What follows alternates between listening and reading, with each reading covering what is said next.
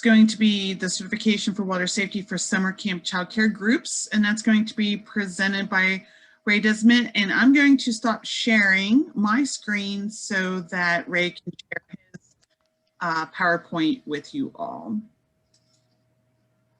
All right.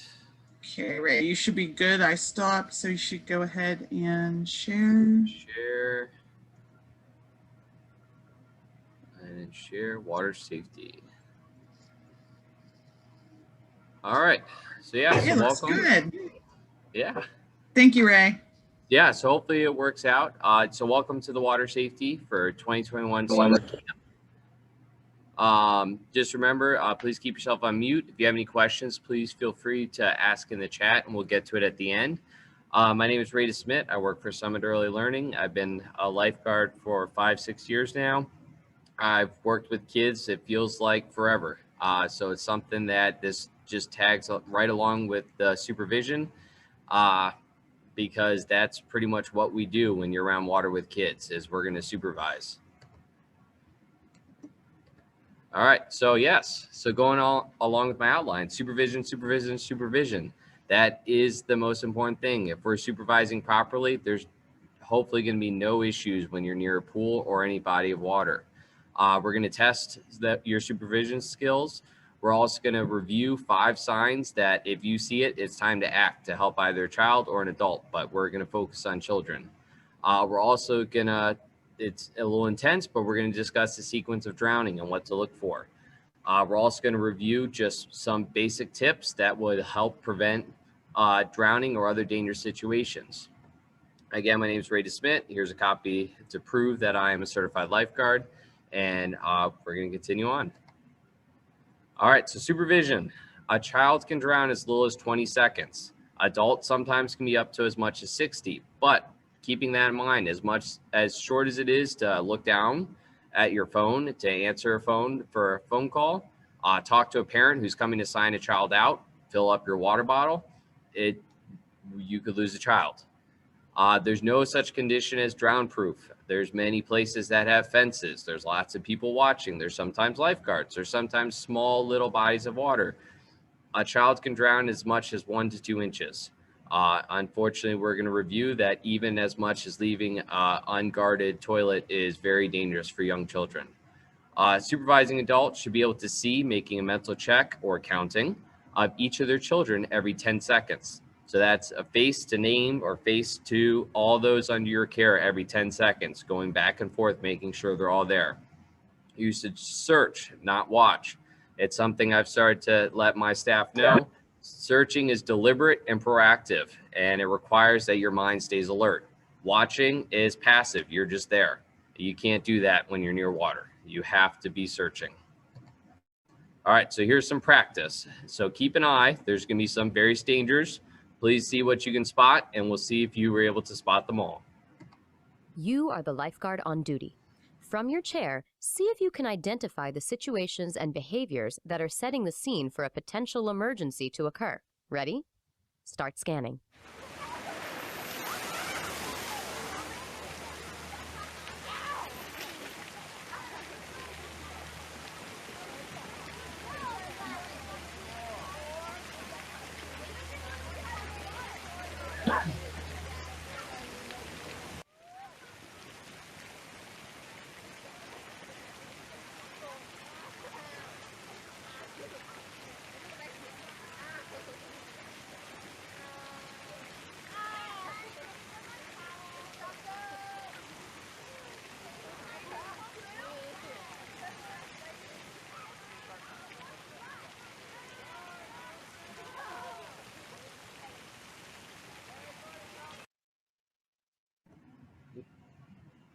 All right, so we're going to review this. Oh, sorry, still going.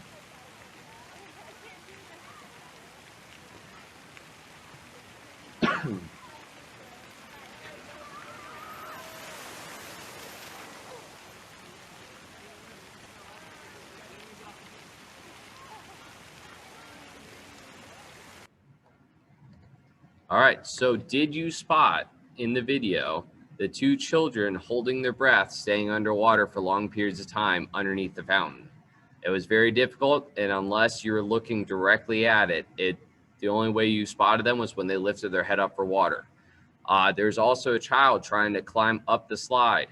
That could result in a very dangerous situation for those coming down and for them trying to go up. There's also some children throwing a football and not really paying attention to who is around them or where they're running. There is an older child walking on an underwater wall.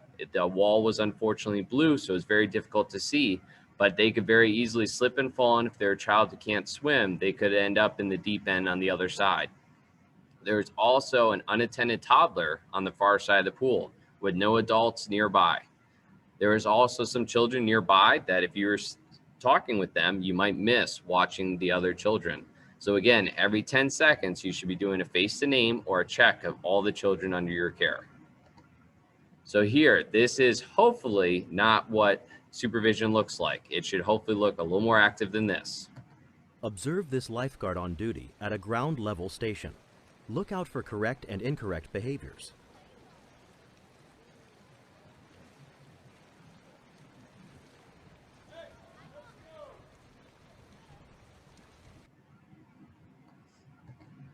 Now, while he appeared to be searching, he was squinting, which kind of showed that maybe he was not really able to see very well. You can solve that with some sunglasses or moving to a different position.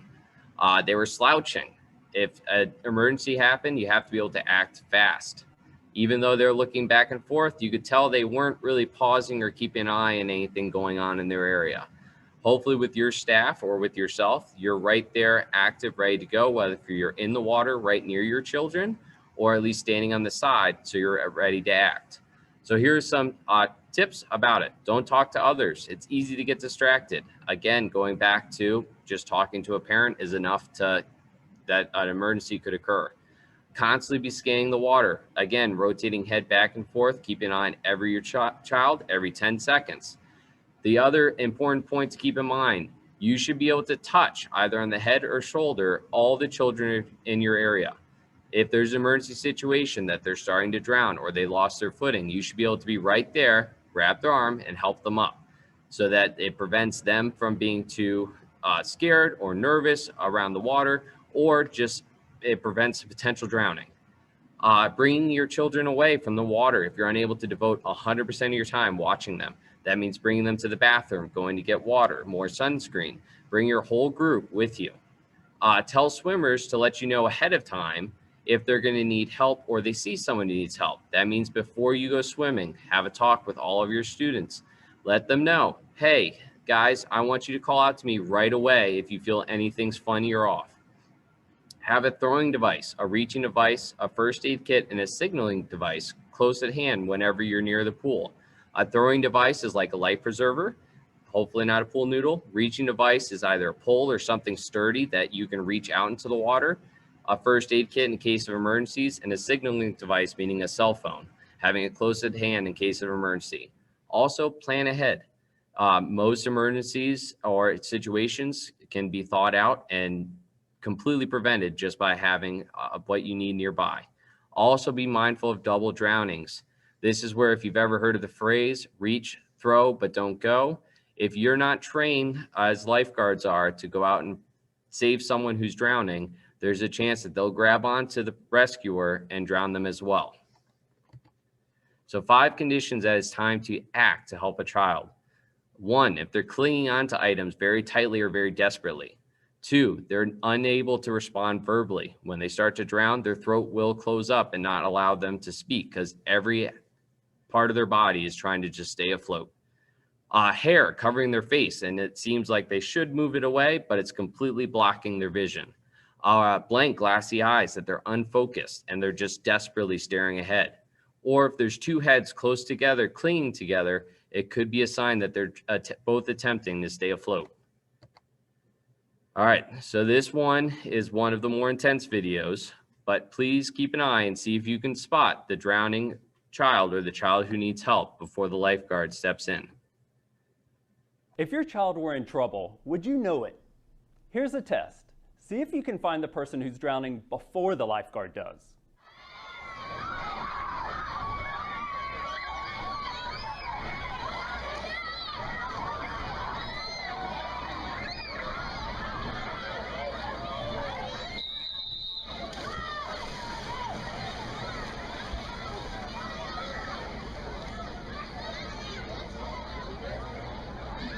Did you miss it? Take a look again and watch this child. It's tough to spot even though you knew it was going to happen. Drowning can happen fast, and it doesn't always look how you'd expect. Here's how to keep your kids safe this summer. First, teach them to swim. Even toddlers can learn how. Next, use a buddy system.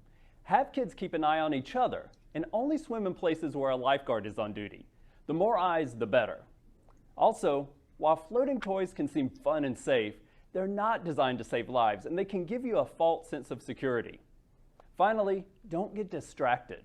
When young kids are in the water, keep your eyes on them. Maybe even take a lifeguard class yourself so you'll recognize signs of trouble. These important tips will help everyone have fun in the sun. For WebMD, I'm Dr. Michael Smith. So unfortunately, as you saw, drowning happens quick. As soon as she was off the pool, it started. Unlike in movies or in TV, there's no help, help, I'm drowning, I'm drowning. Usually it's unfortunately very quick, and they're either almost immediately underwater due to either an injury or an inability to swim, or they're not able to yell out because all their energy is devoted just to trying to stay on the surface. Many people have drowned because their observers didn't recognize they were drowning. They thought they were trying to hold their breath. They thought they were just being funny and splashing about. As well as shocking fact is 25% of people who have drowned knew how to swim. They were designated as swimmers. All right, so this video, again, is more intense. This also just has many facts, so please look actively if you're just kind of listening to what's going on. The facts show how quick, how dangerous, how quiet drowning can be. Again, I apologize for how intense it is, but this is not a fun matter.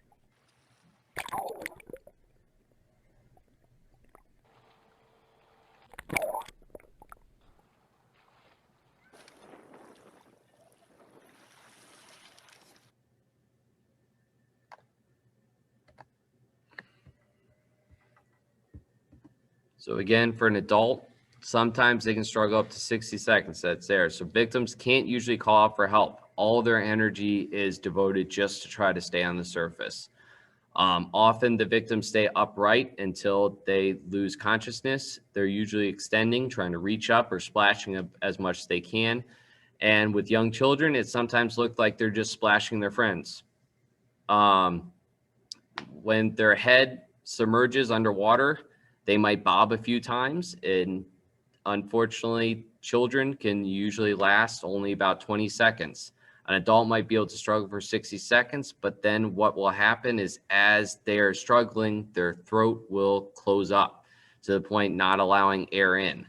Eventually, when their body can't support that anymore, they will gasp for air, and if they're already underwater, their lungs will fill with water. As well as it will go into their stomach. At that point, usually consciousness is lost within 3 minutes. Water's then entering the lungs, and this is where, unless there's immediate CPR and help, there is usually little that can be done. Usually then irregular heartbeats, violent involuntary contractions or muscle spasms, and then death. Drowning happens quick. That's why you need to act fast when you see the signs, or prevent just through supervision and planning to just completely avoid any dangerous situation. So here, to add a little levity from that intenseness, are some kids sharing just some fun facts.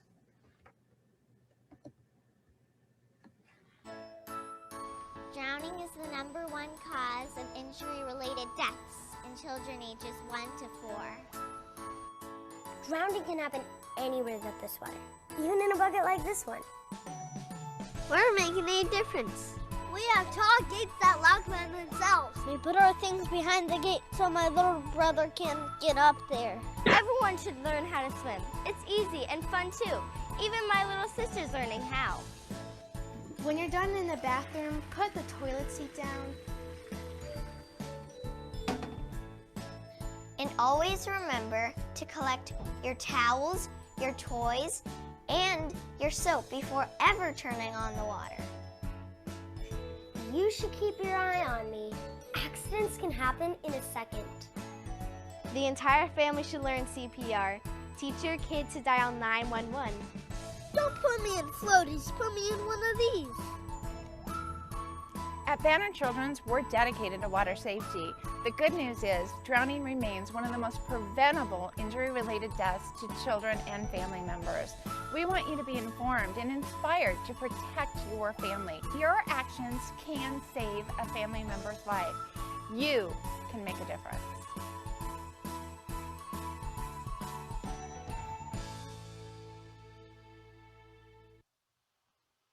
All right, so some preventative steps. One I'd like to add at the top there is the one little boy had said about putting me in a life jacket, not floaties. Floaties are those little armband floats. They are really not useful or helpful. They provide some comfort to the child or the student trying to learn to swim, but unfortunately it prevents them to learn how to swim, as well as when they go underwater, the first thing that happens when they put their arms up is they slip right off. So if you're with some students who the parents request that they wear floaties, try to insist upon either a life jacket or the ones that are strapped, that it's a full vest with the floaties so that they would not become lost. Adulting, so some major steps. Again, I know I've said this a few times, but adulting supervising children should scan their water and be able to see every child every 10 seconds, as well as they should be able to reach each child within 20 seconds. They should never leave any child alone in a bathtub or a pool for even a second. Know that older siblings are usually not old enough to supervise a child alone. Keep your toilet seats down. Put latches on bathrooms to prevent toddlers to be able to get in there. Learn CPR yourself or your staff. And if you need to leave the water play area, even for a few seconds, bring your children with you. Some extra, always swim with other people. Wear an appropriately sitting life jacket if you're on a boat. Never mix alcohol with water.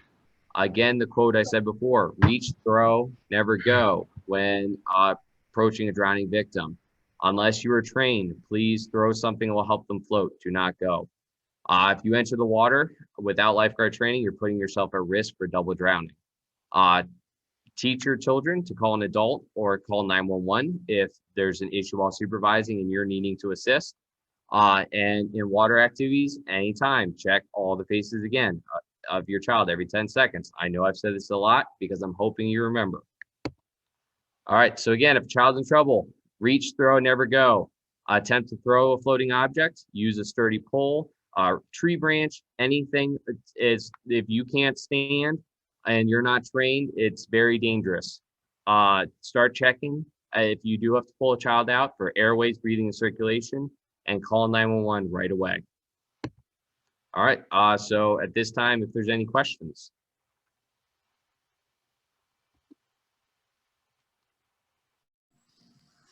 Thank you, Ray. We currently do not have any questions. I mean, water safety is hopefully very straightforward. I do have a question, it's Betsy, just for clarification and help for the group.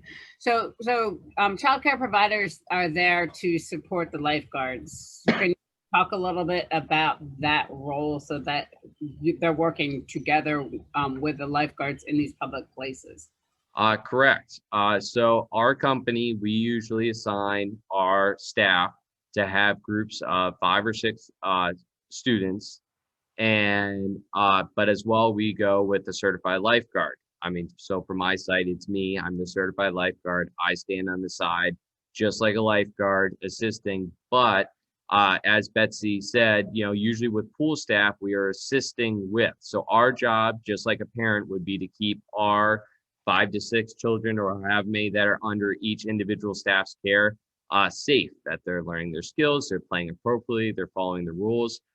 but we are overall underneath the lifeguards of the pool. They are the priority in any situation. What they blow the whistle and go, it is not I that will go, it is them, even if it's one of my students. I'm there to assist, though. If I see one of my students who need help and I'm right there, I'm going to help them.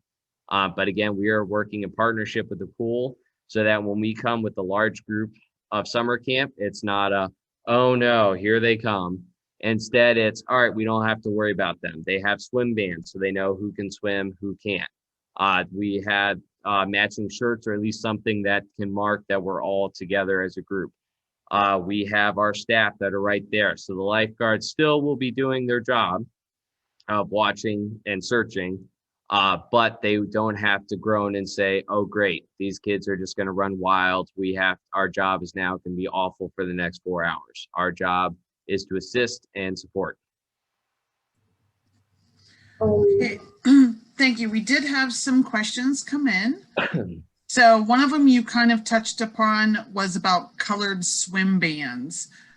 So can you elaborate a little bit more about what you mean by the swim bands? Yes. So we call them pool tape. It's literally just think like clear plastic ribbon that you would get for parties or something that we would mark a green group that, were maybe not, non-swimmers, that they would just stay in the shallow.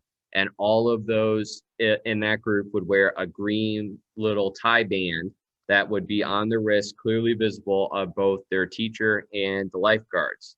The teacher who's in charge of green group would also have a green band so that the lifeguards know which adult is in charge, with the names of the students written on it so that they know these are my 6 kids, these are the ones I'm watching. And usually we then designate either as well that some pools have deep swim certification, that just to be able to swim in the pool, not the shallow area, or especially to go with the diving boards and stuff, that they pass a swim test. And then they would also then wear either the swim band if the pool had it, or we would mark it ourselves as being a swim group. Thank you. The next question we have is, do staff members have to be certified before swimming at a public pool? Certified lifeguard, certified. So it's one of those things that our company chooses to send a certified lifeguard. So right now, in terms of certification, you do need to have gone through this water safety, or at least we prefer it, because that's something that then with the summer camp group, you then are, you acknowledge and have learned some of the tips and tricks to be able to go on. I'm not sure if there's any more. I mean, it's something that it would be helpful that if you have a deep swim group, that you have a teacher who can swim with that group. But yeah. So DHS regulations are that every person, that all the staff members must have water safety training, which is what Ray is giving us tonight. And then you must have a certified lifeguard on staff. One of the things that we do is we cooperate with our local pool that we go to, and we actually hire one of their lifeguards for the days that we're at the pool. So they, we hire them as a staff, and then they work for the pool, but on days that we're there, they're our employee. We pay them, they work with us. So, let's see. The next question is, what are the ratios during swimming? So for our company, what we do is we cut our ratios, just the regular ratios, in half. So it's something that we then, if usually it's 1 staff to 6 kids, or to 12 kids, I then, have 6. If we have non-swimmers, we usually make that purposefully a smaller group just because they need more eyes. Now, if it's a deep swim group and then they're older children and the ratio is 1 to 15, we then cut that to be, 7. So it's something that you just want to cover. There is pool ratios. Please stick to it. Again, the smaller the groups, the better, because then you have your eyes on them as much as possible. Yes, I'm not exactly sure what the Yeah. swim regulations are What? for ratio, but we do the exact same thing. We do groups of 5 or 6 depending And on the where chat we're at. has been placed from Lancaster Rec Commission, the 1 to 6 and 1 to 8. Yep. So Oh, you do thank have to follow licensing regulations, which is important. I mean, that they have the safety rules in front of all of our work. So following DHS ratios is a minimal. Doesn't mean that you can't go to a lower ratio, 1 to 4, 1 to 3, you know, depending on the ability of the children. So thank you, Jackie Hawkins, for adding that in. It's teamwork. Thank you. Thank you. I'm looking through the questions here, Ray. The only, let's see. Oh, someone said that the tape you're talking about is surveyor's tape. Surveyor's tape. I Right mean, on it's just Amazon. water resistant. Yeah, water You resistant. can't even use those ones. You can go to like the game place and I mean, they're $10 a box for 1,000 of them.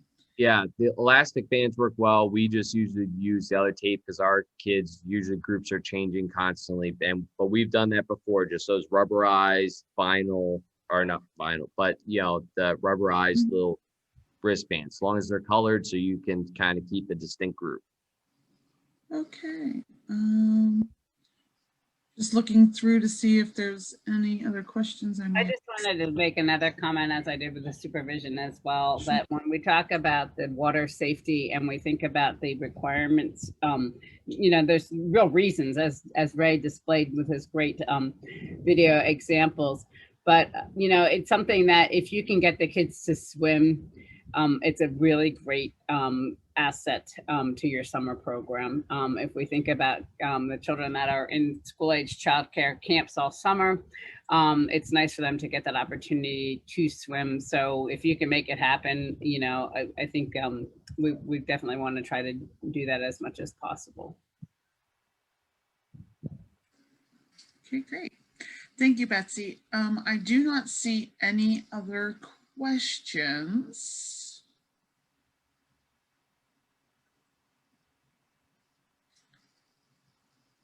Well, I think I just had one pop up. Give me 1 second here. Yeah, Michelle Russell just said that swimming is probably the most feared one for the parents, but the one that the children love the most. So yeah, thinking about what you can do to educate your parents on the safety protocols you're going through, as well as the licensing requirements and so forth, can be extremely helpful. And learning how to swim is a perfect time to learn, to teach them and learn how to swim. A lot of summer camp programs have swim lessons built right into their swimming time and so forth, so the kids leave that summer scaffolding and being able to be water safe. So thank you.